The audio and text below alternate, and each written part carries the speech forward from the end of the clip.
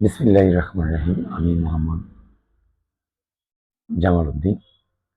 আশা করি সকলে ভালো আছেন। আজকে আমাদের আলোচনার বিষয় হলো সুস্থ জীবনের জন্য প্রথম সূত্র।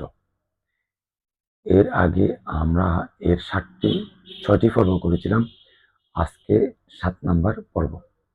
এই পর্বে থাকছে শিশুদের জন্য স্বাস্থ্যকর খাদ্য তালিকা। শিশুদের সুস্থতা ও সঠিক মানসিক ও শারীরিক বিকাশের জন্য স্বাস্থ্যকর খাদ্য তালিকা খুবই গুরুত্বপূর্ণ। একটি শিশুর স্বাস্থ্য তার মায়ের সুস্বাস্থ্যের উপর নির্ভর করে। সেজন্য গর্ভধারণের পূর্বে এবং পরবর্তীতে মায়ের মায়ের সুস্থ জীবনযাত্রা খুবই গুরুত্বপূর্ণ। আমরা শিশুদের খাদ্য নিয়ে কথা বলবো। শিশুদের প্রথম যে খাদ্যটি দরকার সেটি হলো দুগ্ধজাত খাবার, অর্থাৎ মায়ের বুকের দুধ শিশুদের জন্য খুবই ভালো খাবার। এটি তার ইমিউন সিস্টেমকে বাড়াবে, রোগ প্রতিরোধ ক্ষমতা বাড়াবে। মায়ের বুকের দুধ যদি কম থাকে তখন কি করবেন? সেটি হলো তখন ছাগলের দুধ খাওয়াবেন এবং ছাগলের দুধ দিয়ে তৈরি টক দই খাওয়ানোর চেষ্টা করবেন। অন্য দুধ খাওয়ানোর কারণে মানে অন্য যে কোনো দুধ আমরা যখন খাওয়াই তখন তার শিশুর শরীরের ডাইজেস্টিভ এনজাইম সমস্যা দেখা দেয়, তার ডাইজেশন প্রবলেম দেখা দেয় এবং তার তখন ইমিউন সিস্টেম কমে যায় এবং বিশেষ করে শিশুদের 14 বছর বয়স পর্যন্ত ইমিউন সিস্টেম বৃদ্ধি পায়। ইমিউন সিস্টেম তৈরি হয়। মায়ের সমস্যার কারণে, এটা অবশ্যই একটা দুর্ভাগ্য, যে সকল শিশু মায়ের সমস্যার কারণে মায়ের দুধ পায় না তাদের ইমিউন সিস্টেম দুর্বল থাকে এবং তাদের রোগ প্রতিরোধ ক্ষমতা কম থাকে, তাদের রোগও বেশি হয়ে থাকে। আবার আমরা ন্যাচারাল ভাবে বেড়ে ওঠা, চড়ে বেড়ানো গরুর দুধ থেকে তৈরি টক দইও শিশুদেরকে খাওয়াতে পারি। স্বাস্থ্যকর চর্বি, মেডিসিনাল কোকোনাট অয়েল শিশুদের জন্য খুব ভালো স্বাস্থ্যকর চর্বি।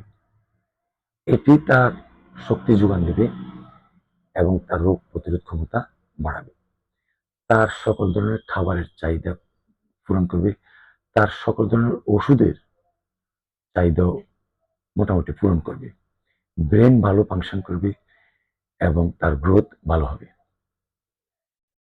এখন প্রশ্ন কতটুকু খাওয়াবো? আমরা আপাতত কোকোনাট অয়েল নিয়ে আরো একটি ভিডিও করবো শিশুদের, এটি পরবর্তীতে। এটা অল্প পরিমাণে 1 ফোঁটা 2 ফোঁটা বা 3-4 ফোঁটা পরিমাণে খাওয়ানোর, আস্তে আস্তে খাওয়ানোর চেষ্টা করবেন। বা 3 মাস বয়স হলে এরপর থেকে খাওয়ানোর চেষ্টা করবেন। প্রোটিন সমৃদ্ধ খাবার, সামুদ্রিক মাছ বাচ্চাদের ভালো প্রোটিনের উৎস।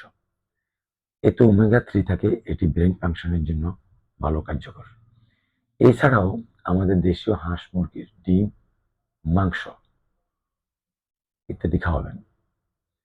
ডাল, মুগ ডাল, মশারির ডাল, মাসকলাইর ডাল এগুলো খাওয়াবেন। এগুলো তার ডাইজেশন ভালো করবে এবং তার শরীরে বিভিন্ন ধরনের প্রোটিনের যোগান দেবে। শর্করা জাতীয় খাবার, কোন ধরনের শর্করা খাওয়াবেন?